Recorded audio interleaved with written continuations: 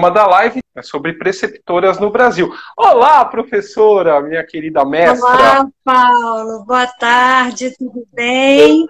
Tudo. Nossa, só assim, né, pra gente se ver na pandemia. É verdade, Paulo. Boa tarde a todos os seus seguidores. Então, hoje a gente vai ter uma aula a respeito de preceptoras no Brasil Imperial com a professora Maria Celi Chaves Vasconcelos. Ela é professora titular da Faculdade de Educação, do Programa de Pós-Graduação em Educação, do PROPED, do Departamento de Políticas, Avaliação e Gestão de Educação, DEPAG, da Universidade do Estado do Rio de Janeiro, né, da UERJ. E também ela é conselheira do Conselho Estadual de Educação do Rio de Janeiro e presidente da Câmara de Educação Profissional e Superior. Celi, isso aqui é só o carimbo do teu e-mail. Eu descobri, lendo tudo isso, que eu não tenho nem roupa para ser teu amigo.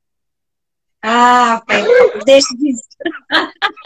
Você esqueceu, Paulo, que eu sou sua amiga há muitos anos. É verdade. Paulo. E ela é autora desse livro aqui que vai aparecer ao contrário para vocês, A Casa e os Seus Mestres. Ela desenvolve todo um trabalho a respeito de educação, obviamente, né? E com foco aí no Rio de Janeiro. E aí, essa ideia que a gente teve, né, que a Celi trouxe de fazer o tema, né, da live de preceptores, muita gente me pergunta a respeito da educação, como que era, né, um imperador que a gente teve, né, que escrevia, que gostava que se não fosse... Falava sempre bem de professores, né, da educação. A gente conhece muito bem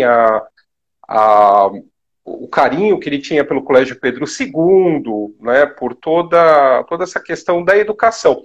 Mas conta um pouco para a gente, Celi, como se dá essa questão dessa educação que não era nos colégios, era feita em casa, é isso? Uma parte dela? Sim.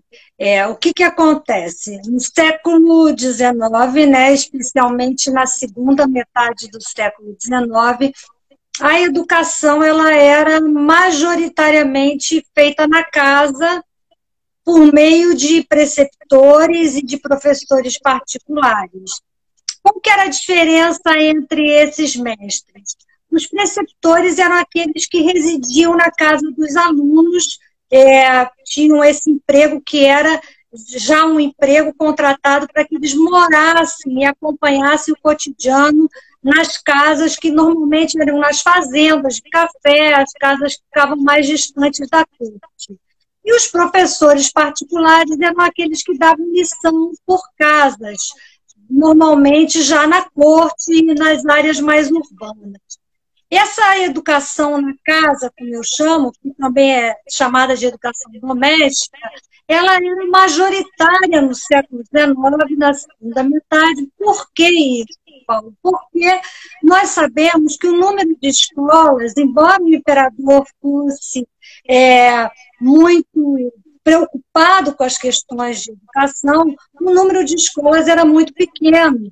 Nós temos alguns dados que são obtidos por fontes da própria imprensa, né, dos jornais, dos discursos que são colocados nos jornais de 1880, por exemplo, que dão conta que havia 4.000 escolas primárias e 3.900 professores primários num país que, pelo censo de 1872, tinha em torno de 10 milhões de habitantes e 135 mil alunos em torno disso. Então, é claro que era um número muito pequeno de escolas para atender a população letrada, que pelo número de periódicos que existiam naquela época, a gente percebe que era uma população que tinha aprendido a ler e que consumia esse material de alguma forma e que não era na escola que essa aprendizagem tinha ocorrido.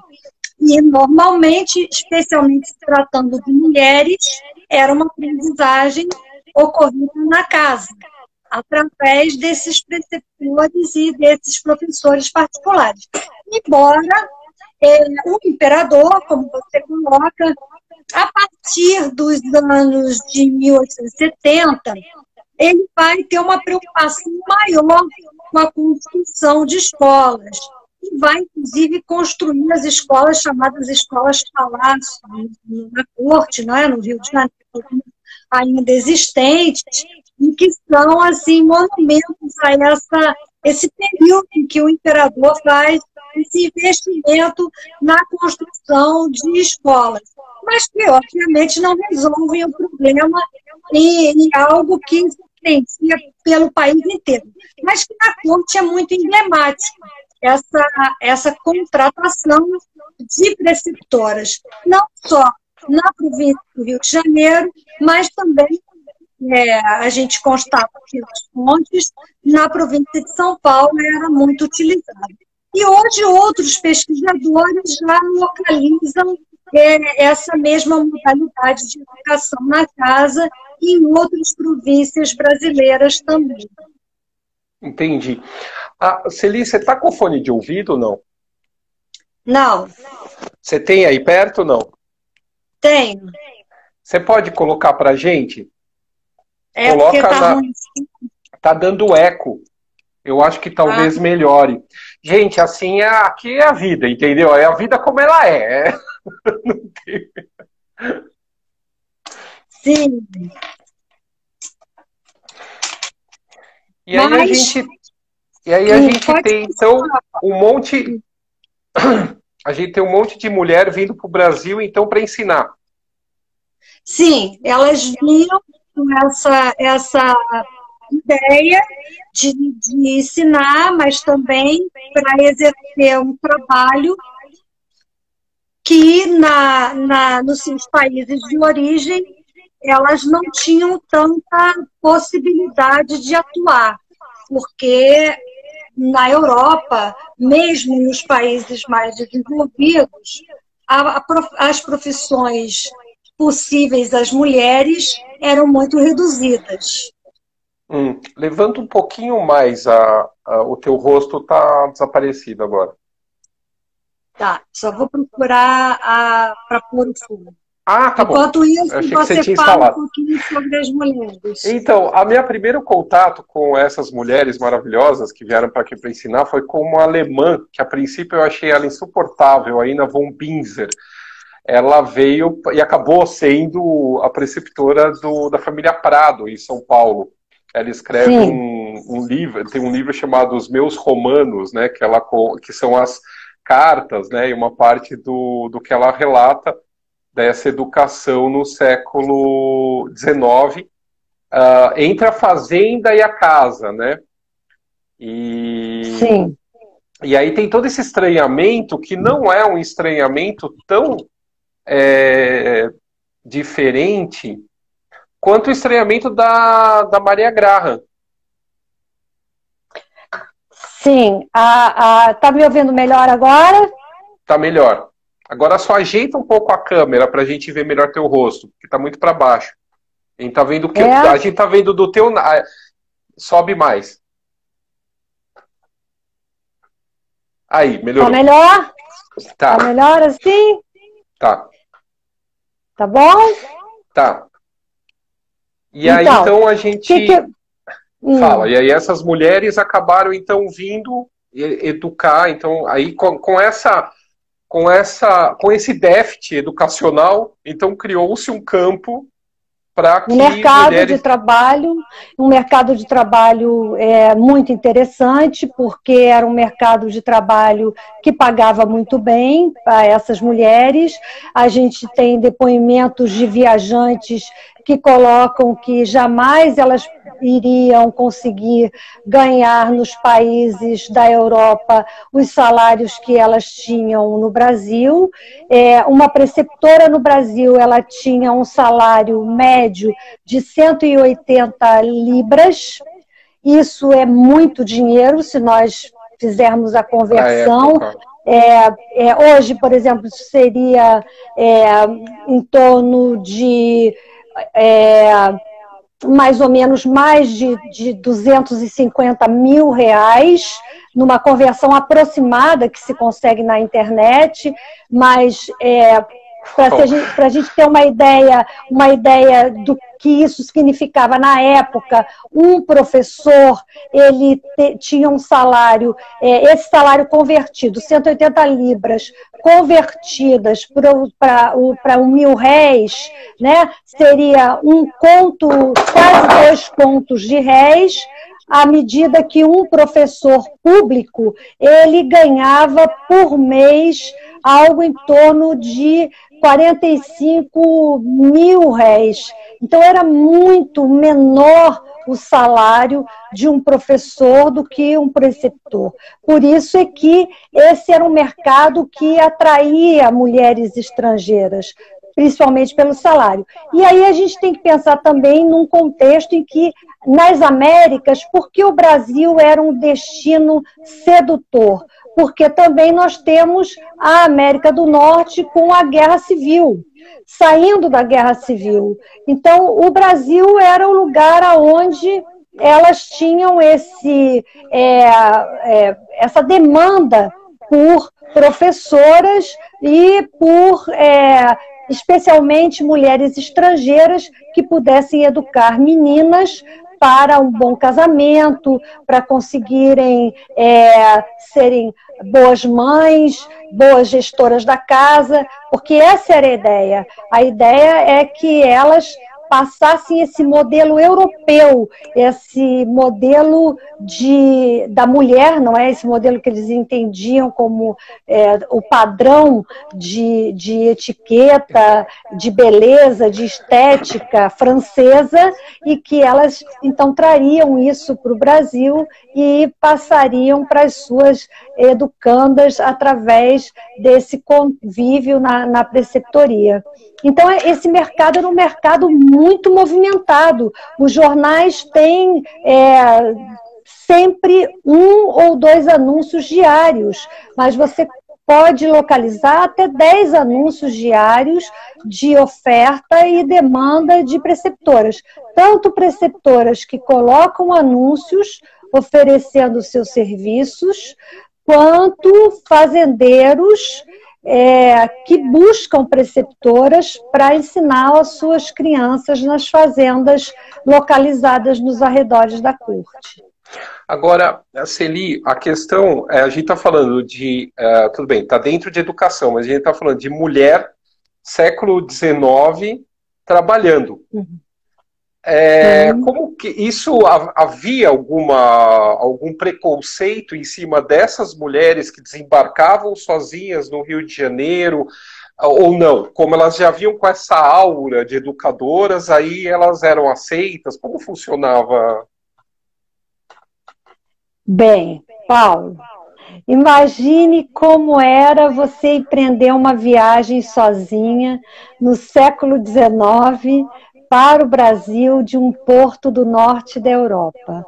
Era uma aventura quase que inacreditável, porque se hoje nos causa algum senso de aventura irmos sozinhas, mulheres, não é, para algum país do Oriente, imagina naquela época, no século XIX, uma mulher que tinha essa ideia de arrumar sua bagagem, despedir da família, sem saber se ela iria voltar, porque havia toda essa dificuldade de comunicação, embarcar num navio que levava entre 1 e 2 meses, dependendo de qual porto europeu em que ela embarcasse, e vinha para uma terra completamente desconhecida, onde o seu único contato normalmente era com o consulado.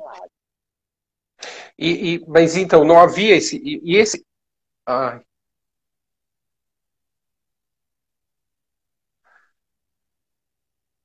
Eu acho que congelou. Vamos ver se voltou. Voltou. Voltou. Mas não havia um estranhamento Sim, por então parte elas vinham... É porque eu estou vendo aqui as perguntas, Paulo. Elas vinham sozinhas. Não, mas elas vinham sozinhas. Calma, A pergunta é, elas vinham sozinhas? Sim. Elas vinham completamente sozinhas. Lógico, sim, completamente. Viriam com quem? Elas não eram solteiras, não tinham parentes, chegavam aqui e iam se empregar nas casas. Aliás, essa era uma condição, que elas fossem sem parentes, se não fossem casadas, fossem mulheres solteiras. Ina von Bieser é uma delas. Veio completamente sozinhas. Imaginem isso. Atravessar o Atlântico naquelas condições, não é? E chegar ao Brasil, numa terra estranha, descer no Porto, descer no Rio de Janeiro, e então, de lá, ainda ter uma viagem. Primeiramente, elas ficavam na corte alguns dias, nos hotéis, eu já escrevi isso em alguns textos, localizados na corte, até que encontrasse uma colocação, encontrasse uma casa para educar meninas, ou meninas e meninos, e depois, então, elas iam para as fazendas, onde elas também não sabiam o que encontrar, porque dependia de cada casa e dependia de cada forma como aquela fazenda era gerida. A própria Ina conta suas experiências nas fazendas pelas quais ela passou e que em algumas até são experiências muito interessantes, que ela estranhava bastante os hábitos das famílias brasileiras, das fazendas onde ela viveu. Quanto ao preconceito, existia uma questão, que as viajantes, as mulheres que não eram brasileiras, as estrangeiras que vinham para cá atuar como preceptoras, elas eram vistas sempre como o outro, o que vem de fora, o forasteiro, não é? Então, o preconceito em relação a eles, ele era o preconceito em relação ao estrangeiro, mas não à mulher, porque elas estavam numa outra categoria, elas não eram daqui, elas não ficariam aqui. Então elas eram vistas como pessoas que eram desculpadas por andar na Rua do Ouvidor sozinhas, porque elas eram estrangeiras. Então, até vários contos, né, várias obras da nossa literatura clássica se referem a isso. Quando você via uma mulher andando sozinha pela Rua do Ouvidor, provavelmente ela não era brasileira, sem dúvida. Ela tinha tranças, louras, usava luvas, Machado de Assis diz isso. Miss Dollar. Miss Dollar, porque ela não era brasileira. Uma brasileira jamais faria isso. Então elas eram vistas de uma outra maneira. Em relação às brasileiras, sim. Uma mulher brasileira que precisasse trabalhar para prover o seu próprio sustento, essa sim era vista como algo que não é natural. E a literatura também demonstra isso. Nós temos os vários exemplos, os romances, né? Yaya Garcia,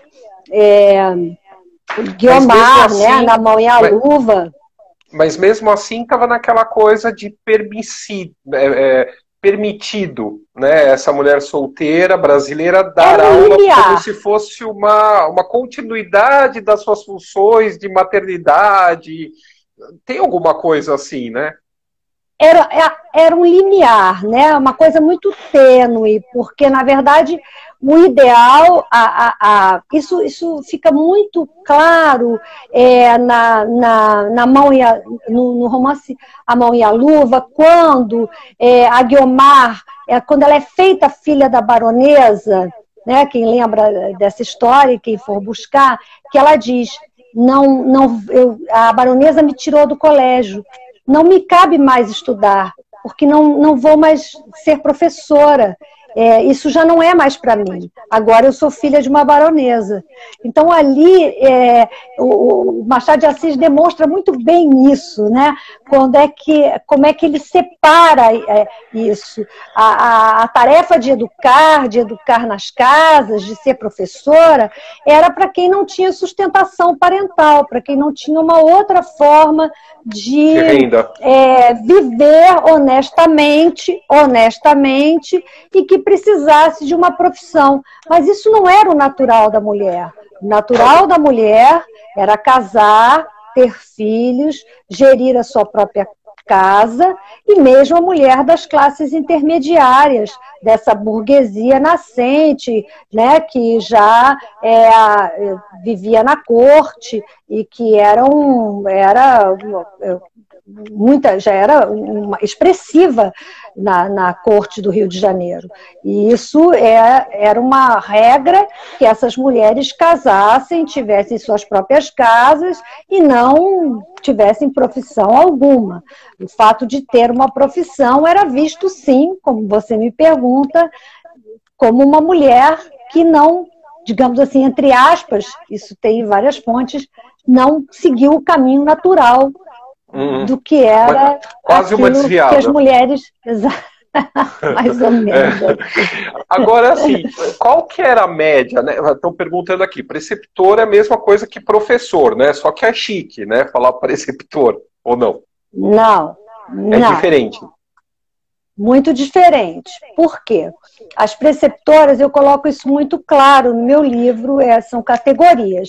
As preceptoras eram essas mulheres estrangeiras ou até brasileiras que viviam na casa dos seus educandos, seus alunos, elas residiam com eles e elas faziam a educação ao longo de todo o período em que elas conviviam na própria casa. Então, havia a hora das aulas, mas também elas os acompanhavam em passeios, na missa, nas atividades cotidianas. O tempo todo elas estavam junto da família. Isso nós temos não só na literatura, mas em fontes documentais. Por exemplo, no Diário da Viscondessa de Arcoseiro, ela fala da preceptora dos filhos. Ela estava lá o tempo todo junto da família em todas as atividades. E assim como ela, outras famílias tinham seus preceptores. Isso também era uma forma de status. A família demonstrava status tendo um preceptor para os filhos. É diferente dos professores, porque os preceptores, eles não precisavam demonstrar nenhuma habilidade, o contrato era feito diretamente com os pais. Quem aprovava ou não, se ele era capaz de ser o preceptor, era a própria família. Ele não precisava demonstrar habilidades, ele podia até apresentar diplomas adquiridos na França, num conservatório de música, ou algum tipo de curso que ele tivesse frequentado, mas isso não era uma condição. Às vezes, os preceptores, a única coisa que ele tinha era a sua própria educação na Europa. E isso já lhe dava condições de ser preceptor no Brasil. Para ensinar brasileiro. Exatamente. Falar francês fluentemente, inglês fluentemente, era uma condição. E as coisas que uma moça havia aprendido numa escola francesa, como aluna, já a capacitava para ser preceptora no Brasil. Isso aconteceu muitas vezes, ela não precisava ter habilidades. É diferente das professoras. Essa condição de professora, ela já vai exigir que sejam comprovadas certas habilidades.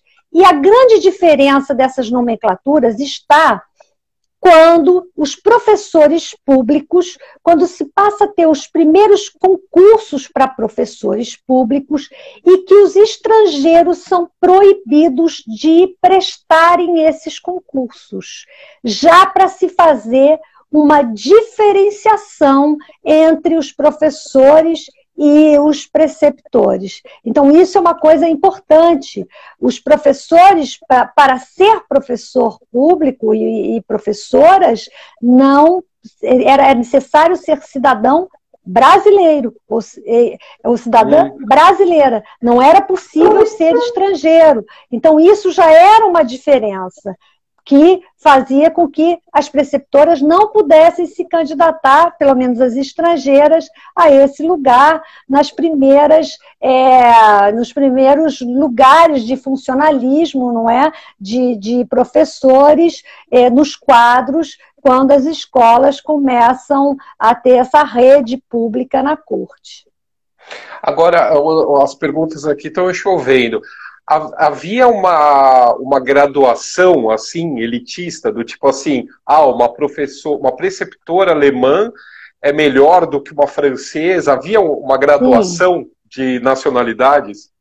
Sim, Paulo, agora eu vou dizer a mesma coisa que você diz sempre. Todas essas coisas estão escritas nos meus livros. Mas metade da... Bom, pessoal, vocês comprem o livro dela. Não, todas essas coisas estão escritas no meu livro e nos artigos, muitos deles não precisam ser comprados, estão disponíveis na internet, tem muita coisa disponível na internet que pode ser lida e que constam algumas dessas respostas, mas com relação à hierarquia das preceptoras, nós tínhamos assim, tudo no Brasil, você mesmo diz isso, nos seus livros, era francês, né? O Brasil era... O Rio de Janeiro, uma Paris... Da França. Uma Paris dos trópicos, não é? Como os autores até colocam, e o Brasil, de maneira geral, gostava muito dos modelos europeus e dos modelos franceses. Se falava em francês, um francês no Rio de Janeiro não tinha nenhuma dificuldade de comer, dormir, se movimentar, porque os cardápios eram em francês, as lojas, os nomes se falava fluentemente, então tinha essa possibilidade. Então, as mulheres francesas eram, sim, preceptoras muito apreciadas. Mas as mulheres francesas também gozavam de uma reputação, por vezes, de bastante vanguarda, até por Paris ser o lugar onde se tinha como a civilização maior, mas também de onde vinha tudo que era mundano. Então, na verdade, as preferidas como disciplinadoras e como mulheres que iriam educar as crianças e torná-las completamente disciplinadas e obedientes eram as alemãs. Essas eram consideradas as melhores preceptoras. E aí se reunia dois aspectos muito importantes. Um é que as leis prussianas, em relação à mulher, eram muito rígidas. Nós vimos isso, né, Paulo? Então, eu estava lendo o teu artigo. Eu estava lendo no teu artigo. E elas mesmas queriam sair de lá e se libertar, muitas vezes, até de um marido violento, porque as leis não as protegiam. Não. Então, elas por vezes, queriam fugir até de um cativeiro dentro da própria casa, porque tinha essa questão, e era interessante ir para algum lugar onde ficassem bem longe dessas situações que a lei, elas estavam totalmente sob a responsabilidade do marido, e o marido inclusive na questão de ganhos, né? Eu acho que exatamente. Eu estava lendo o artigo, o que ela ganhava ficava com o marido, né? Não tinha... Com o marido. Tinha estados na Alemanha que podia bater à vontade, desde que não matasse. Então, acabava virando meio que uma forma de fugir desse ambiente, né? Exatamente. Então, tinha isso, por um lado, essa questão, e, por outro lado, esse alto salário que era pago às preceptoras, e também essa ideia de que as preceptoras alemãs seriam excelentes para a educação das crianças. Então, se reunia todas essas condições, e isso fez com que muitas preceptoras tenham vindo, né, dos estados germânicos e tenham aportado no Brasil, entre elas a própria Ina von Binzer, que, como deixou o seu cotidiano, não é, um diário de todas as suas aventuras e desventuras do Brasil, nós tenhamos notícia do seu dia a dia nas fazendas e nos colégios que ela passou por aqui. Mas, além delas, também as inglesas eram tidas como preceptoras muito também apreciadas pelas famílias que contratavam mulheres estrangeiras. Então, mais ou menos nessa ordem, né? Alemãs, inglesas, francesas e estrangeiras de maneira geral, porque o que as diferenciava era falar francês, tocar piano muito bem, ter habilidades, exatamente, ter habilidades com bordado, habilidade com costuras, habilidade com veludos, habilidade com rendas, habilidade com determinados tipos de coisa que hoje nós nem sabemos mais, porque são tipos de bordados que não existem mais, caia, ou coisas que caíram em desuso, mas que eram muito importantes na época. Então, eram diferenciais que faziam com que elas fossem contratadas e que se reuniam esses conhecimentos aos conhecimentos de educação formal propriamente, conhecimentos de gramática, de línguas, de aritmética, de história das religiões, porque eles estudavam isso, às vezes ciências, astronomia, eles gostavam também disso, era uma moda, até porque seguiam um pouco os gostos do imperador. E isso você sabe bem mais do que eu, né, Paulo? Mas aí deixa eu te perguntar uma questão que agora a idade virava em torno de 30 anos dessas mulheres. Bem, idade também é um capítulo à parte. Está no livro, também está no livro. Não, mas é um capítulo à parte, porque é uma coisa interessante para nós, né? E para mim, para você, Paulo, então muito interessante, porque nós dois seríamos considerados completamente. Porque 30 anos, naquele momento, era considerada uma pessoa de meia idade. Eu tenho 32, então. A Celi tem o quê? 29, está quase chegando. Então, era meia-idade, porque com 60 anos, uma pessoa que alcançasse os 60 anos era uma pessoa que tinha sido bastante longeva, teria tido uma vida altamente longeva, tendo em vista que era uma parcela pequena da população chegava até os 60 anos. Então, 30 anos era uma pessoa de meia idade. O que a gente encontra nos jornais, nos anúncios?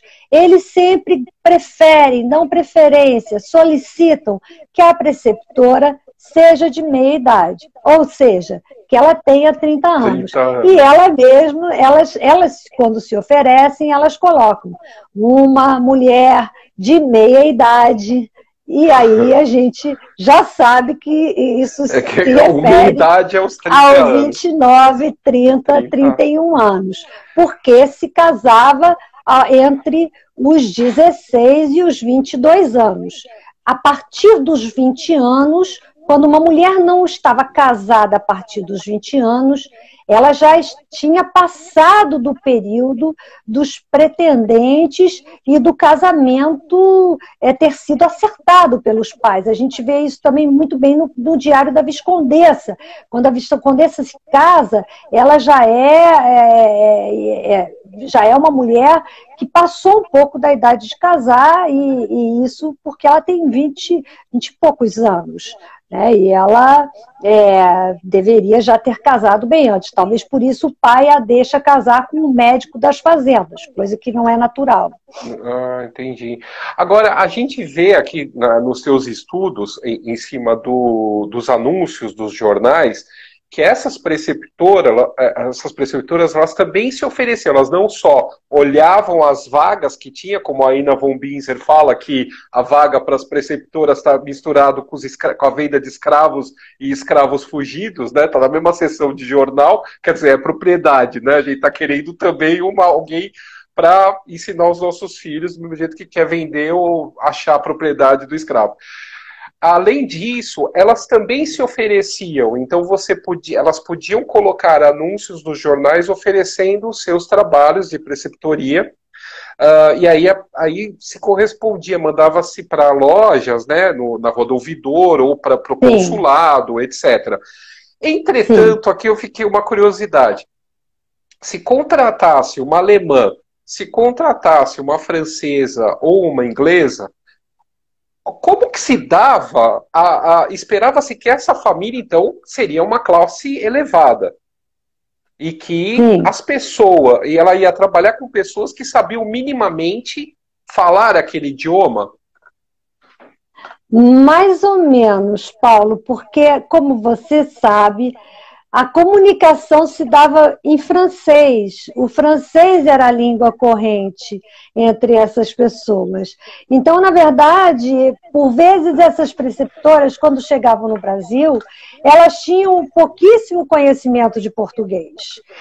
A própria Ina tem momentos no livro que ela diz: eu não estou entendendo muito bem o que a senhora está falando, mas eu acho que não é uma coisa muito bonita. Mas eu penso que ela deve estar dizendo algo que é ofensivo, mas não estou entendendo muito bem. Porque o conhecimento delas de português era bastante limitado. Mas elas tinham uma comunicação que se dava entre eles, nos salões e entre as famílias, nos saraus, era sempre em francês. O português, como você sabe, era reservado à privacidade e mais entre as famílias e os serviçais, né, que acompanhavam. Mas assim, e essas crianças, elas tinham quanta idade? Quer dizer, de repente é um bando de criança pequena que nem o português sabia direito e que de repente tinha que lidar com uma mulher que ia cuidar delas numa outra língua.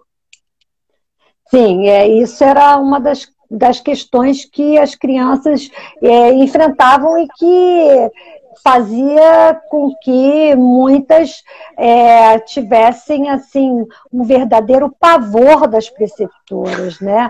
A Sophie de Rozan, ela fala que esse mundo do século XIX era um mundo assombrado pelas fraulens, pelas madames, pelas preceptoras, que elas eram assustadoras. E há, assim, memórias, biografias, em que, especialmente europeias, onde isso de escrever diários e biografias foi mais estimulado, onde mulheres contam lembranças das suas preceptoras que são pavorosas, são terríveis. Tem um texto que eu escrevi, eu acho que está na internet também, de uma preceptora de crianças francesa, Madame Geslan, dos passarinhos?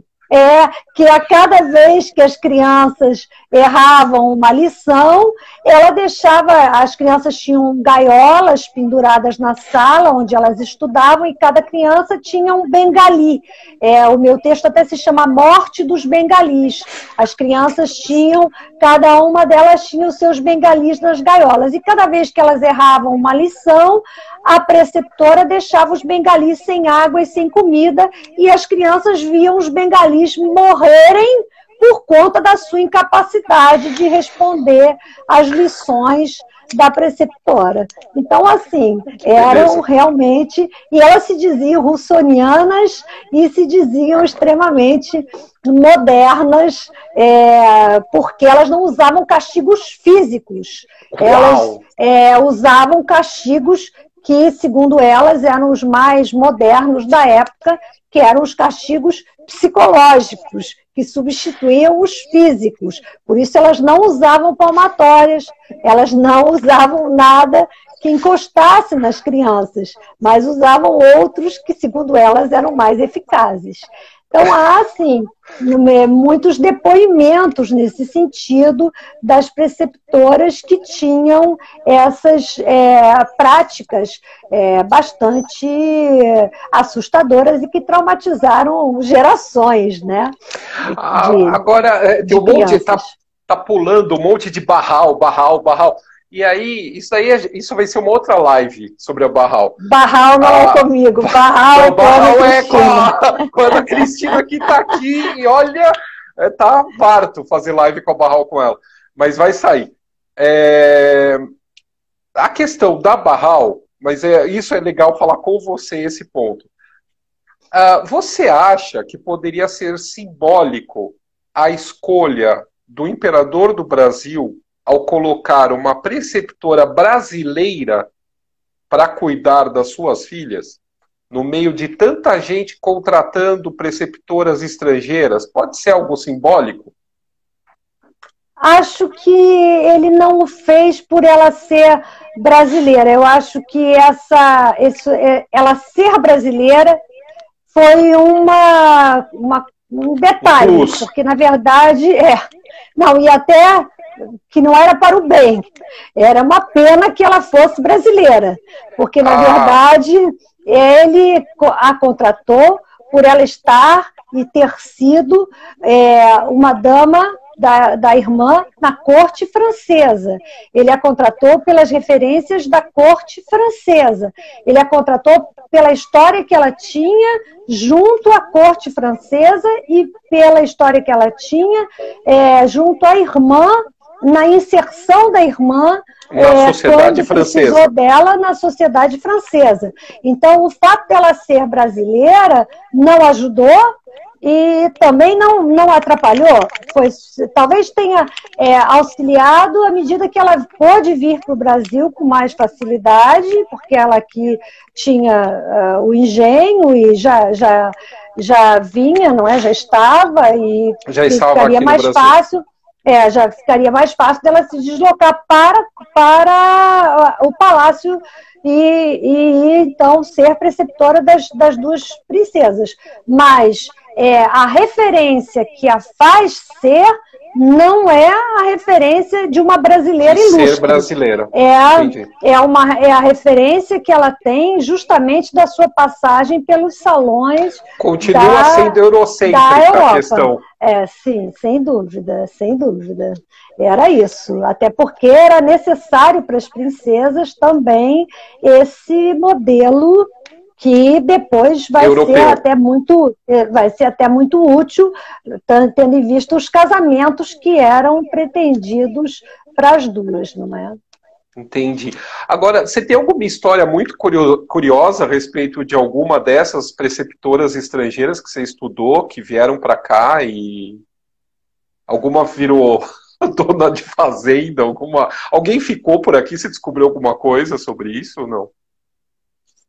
Bem, eu acho que muitas delas, Paulo, ficaram sim por aqui e sem dúvida acabaram por casar, constituírem família e de alguma maneira, à medida que elas casaram, tiveram família, elas acabaram fazendo elas apagaram esse passado de preceptora.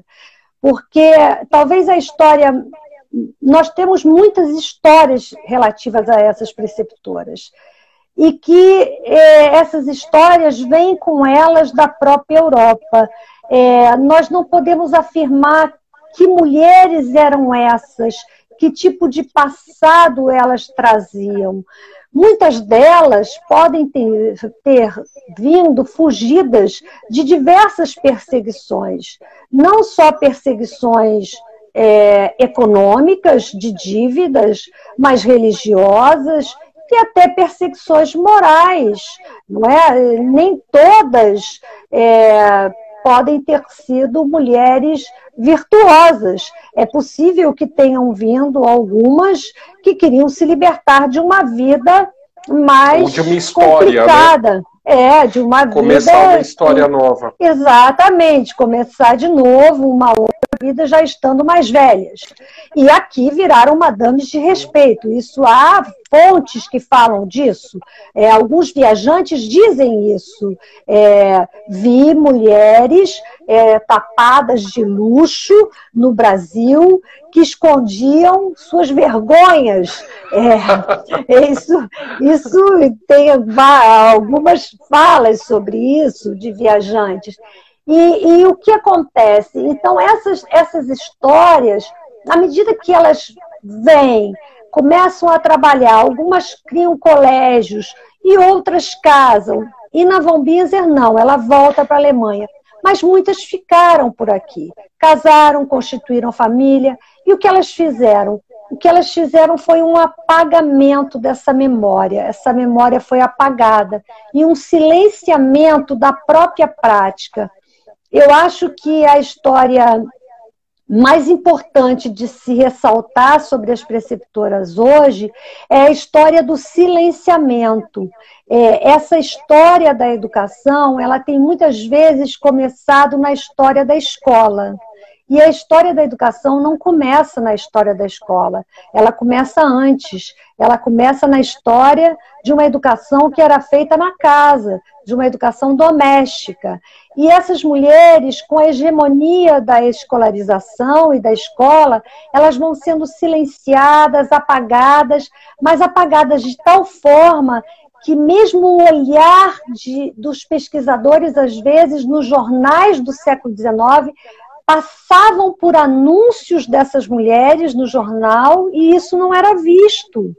Então, hoje, se você for com essa intenção de ver, você vai encontrar centenas de anúncios e vai ver centenas de mulheres.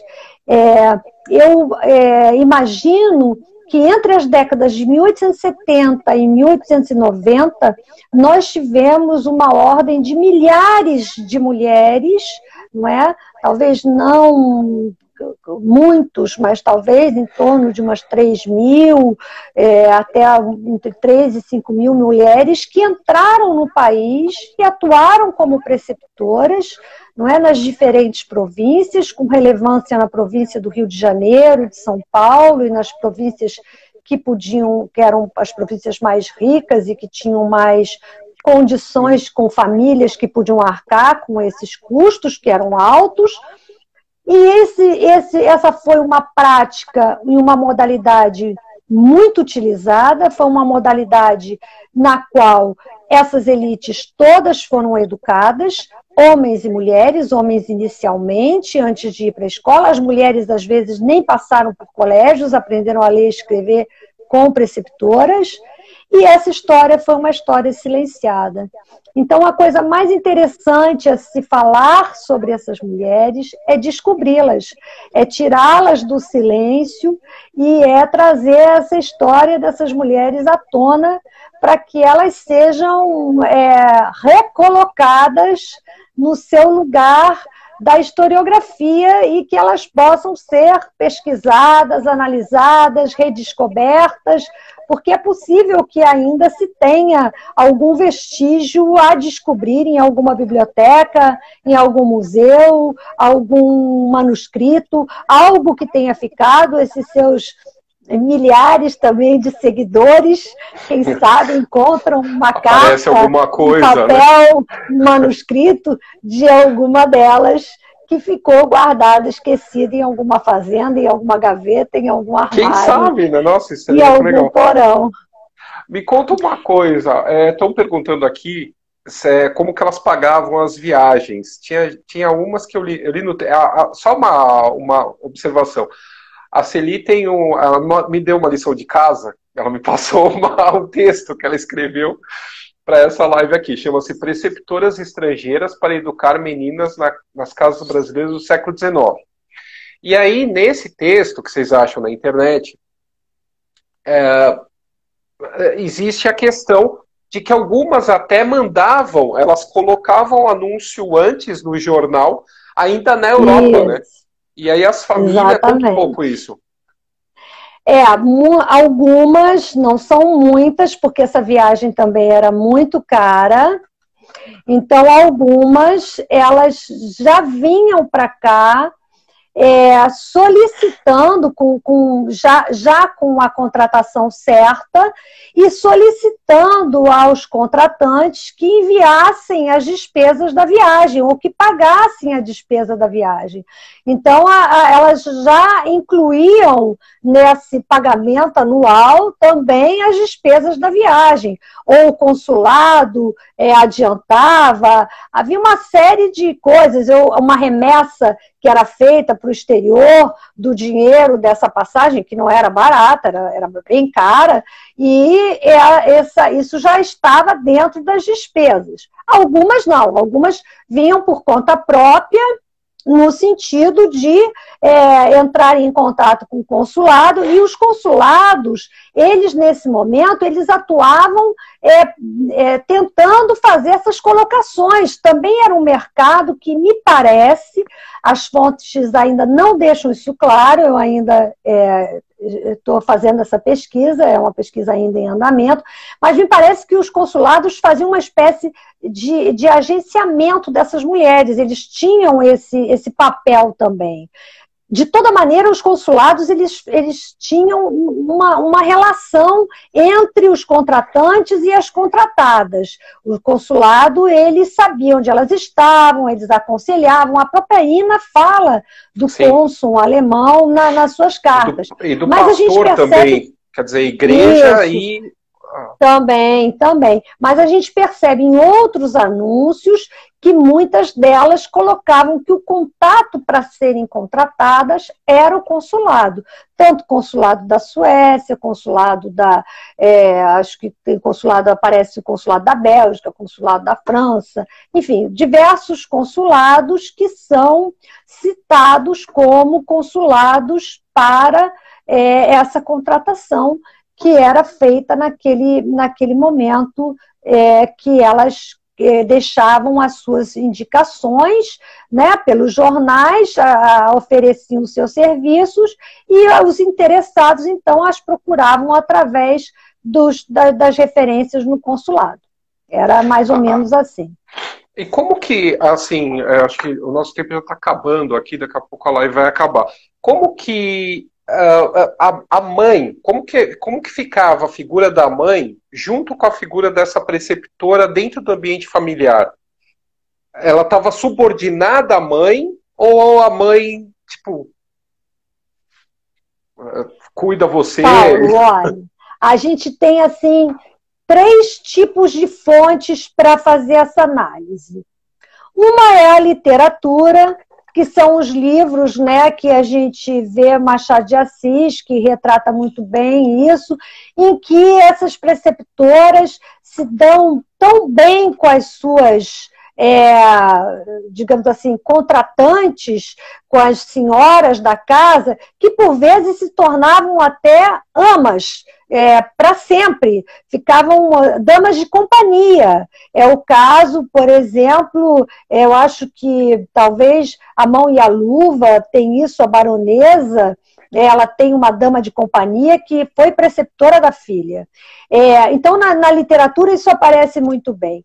Quando a gente vai para as fontes, que são fontes documentais, como, por exemplo, o Diário da Viscondessa, a relação dela com a dona Sara, que é descrita no diário, é uma relação que parece muito, muito interessante, é uma relação muito boa, porque ela, inclusive, quando o marido, Castro, despede a preceptora porque decide mandar os filhos para uma escola, para um colégio, porque são meninos, os filhos são todos homens, e ele então decide que eles vão para uma escola. E como era ele que tomava a decisão, ela não participava da decisão, ela escreve no diário que ela sente muita pena da preceptora. Então se percebe que por ela teria ficado com a preceptora. Ela gostava da dona Sara. A dona Sara participa de todas as atividades junto com ela, era como uma dama de companhia também. E quando nós vamos para outra fonte, que aí já é também uma literatura, mas um ego-documento, mais voltado para isso, que é a Ina von Binzer, ela fala das casas, não é? Das donas das casas onde ela trabalhou, e ela fala de algumas com simpatia, especialmente da última casa, quando ela diz que a dona da casa era uma senhora muito educada e elegante, mas também fala muito mal da primeira casa, onde ela diz que ela coloca, não é, tudo que ela vê nessa primeira senhora como características da mulher brasileira. Então, ela faz um estereótipo a partir daquilo que é o primeiro contato que ela tem com aquela dona da fazenda onde ela vai trabalhar. Então, são relações que que não se pode generalizar, ocorriam, dependiam, claro, das pessoas, mas que, por vezes, eram relações bastante amigáveis, até porque eram pessoas, normalmente essas mulheres eram mulheres sozinhas, e que elas vinham também no intuito de constituir algum tipo de núcleo, e que, se ficassem aqui, precisariam deste núcleo até para sobreviver. Entendi. E estão comentando aqui que é por isso que precisava ser de meia idade, para não dar problema com o marido. Ah, sim, isso é claro também, havia isso, lógico. Mas depende do marido aí, né, no caso. Bom, pessoal, tem mais alguma pergunta? Olha, falta 5 minutos para acabar a live. Eu vejo aqui milhares de perguntas, Paulo. Tem muita mensagem. Mas não tem condição, Amas de leite, assim, não daria. Porque as amas de leite são completamente diferentes das preceptoras. Não tem nada a ver. A Celícia tem um quadro, né, nesse livro aqui, falando, né, sobre essa estrutura, né, como que as amas eram aquelas que tinham uma outra incumbência, uma incumbência muito mais de cuidados. A preceptora, ela tinha um fazer que era voltado para a educação, uma educação formal, uma educação que era uma educação que vai equivaler à escola. Essas crianças não iam à escola. De cuidado Exatamente, maternal. Elas não iam à escola, elas faziam essa educação, elas tinham essa formação no ambiente doméstico, por isso é que nós chamamos de educação doméstica, né? A educação na casa. E elas eram mulheres que vinham com essa intenção de serem educadoras da casa, de fazerem esse serviço. Elas não eram uma coisa importante, Paulo, para a gente fechar, é que as pessoas sempre me perguntam como elas eram tratadas, como empregadas ou como pessoas mais com uma condição melhor dentro dessa estrutura da casa. Esse limite é muito tênue, porque elas não eram tratadas como qualquer empregado da casa, mas também elas eram consideradas como devendo prestar aqueles serviços que fossem solicitados. Por exemplo, quando havia um sarau, uma coisa que uma das preceptoras conta no livro é que ela ficou tocando a noite inteira o piano, porque havia um sarau e os donos da casa pediam que ela tocasse. Então ela tocou a noite inteira o piano e aquilo a entristeceu muito, porque ela teve que ficar, ela não aproveitou nada, ela só tocou. Porque o papel dela era tocar o piano. Fazer parte do entretenimento. Exatamente. Então, essa era a diferença entre ser da casa e ser a preceptora que era contratada para aqueles serviços. Só uma outra pergunta. Qual que é a média que essas crianças começavam a receber essa educação com a preceptora? Quando se contratava uma preceptora para uma casa, se contratava para todos os filhos daquela casa, para toda a parentela. Então, normalmente, essas famílias das fazendas, né, dos grandes senhores das fazendas de café, eles tinham muitos filhos, né, Paulo? E esses filhos as idades eram normalmente um por ano. Então, você tinha crianças de 5 em casa, né? De 5 a 14 anos, 14. Porque os de 16 já tinham ido para a escola. Então, os que estavam em casa, todos tinham aula juntos com a preceptora. Uma aula que era individualizada. Ela dava aula para o de 5, relacionada àquilo que o de 5 iria aprender. E para cada um, ela tinha um plano especial de educação. Mas eles estudavam juntos no ambiente que era o ambiente de estudo de todos da casa.